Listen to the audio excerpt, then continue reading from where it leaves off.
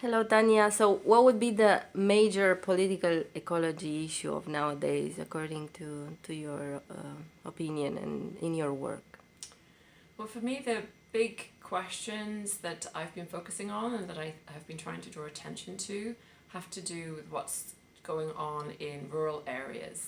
Despite the interest in urbanization, migration, flows, globalization, etc., still basically half the world's population lives in rural areas and survives at least in part from agriculture. And so the question of how rural spaces are changing, what kinds of processes and powers are bringing about that change, I think that's, it's a big question for political ecology, and it's one we need to focus on. So in the work that I did with Phil Hirsch and Derek Hall in our book Powers of Exclusion, what we tried to do was to take a regional perspective, in our case right across the Southeast Asian region, although one could do it for Latin America or Sub-Saharan Africa, and see what are the big processes changing people's access to land and resources. And what we found were, a number. First of all, the continued expansion of agriculture. We hear about this with land grabbing and so on, but basically the agriculture story is not over. There's also conservation and now climate change. Concepts of what's going on with the environment are in fact filtering back into who has access to rural spaces and who will be excluded on what grounds, sort of ambient environmentalism, as we called it in the book. There's also titling and zoning programs initiated by governments and sometimes by other agencies, like conservation agencies, which attempt to pin everyone in their place. There's the kind of differentiation from below that I highlighted in my book, Land's End.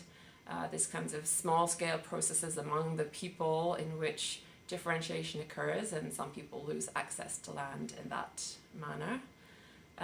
There's also the huge emergence in the last 20 years of what we are calling ethno-territorial claims. The strengthening of arguments along the lines of particular ethnic groups or particular indigenous groups.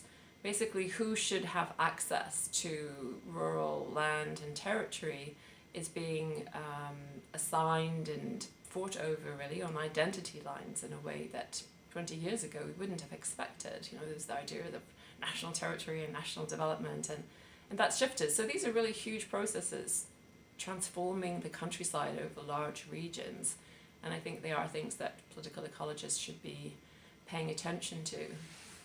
So in terms of how these processes are occurring, and you asked me earlier about kind of conceptual framings, and so one thing one would have to think about is the how question. What kind of powers are involved in producing this change?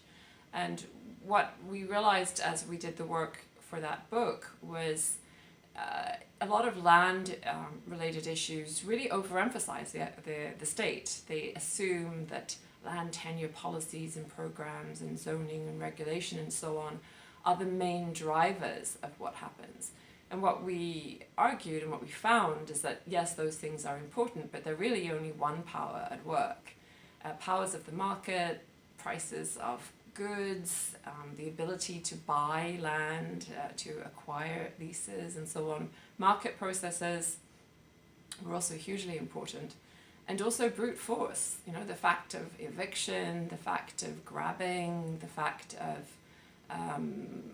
ethno-territorial claiming, sometimes brutally enforced in terms of moving populations out, putting up fences and barbed wire, guns. There's a lot of force also involved in determining who can have access to rural land and resources. And so, although state attempts to regulate are part of the picture, they're by no means the whole picture. So having a range of conceptual tools in one's toolkit, looking at who attempts to govern, the kind of governmentality questions that I emphasized in The Will to Improve, but also market processes, capitalist processes, force and brutality.